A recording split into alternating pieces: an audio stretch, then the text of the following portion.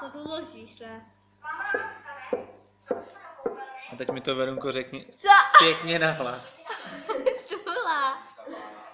Řekni si to sám. Řekni mi teď ten hezký nadpis. No, ten hezký. Tak povídej. Tak jo. Tomáš fandí Spartě, Spartani jsou hnusný.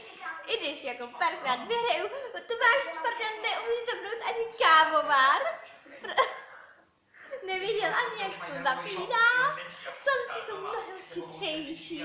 Sice ne třeba tolika na fotbal a na hokej, ale na spousta jiných. Ale já tady čtu Spartaničí Slávy. No to je úplně jedno. Jednou to bude naopak. Co mi k tomu řekneš? Povídej. Že za pár minut Slávě porazí definitivně Spartu. V kuličkách? Nech to.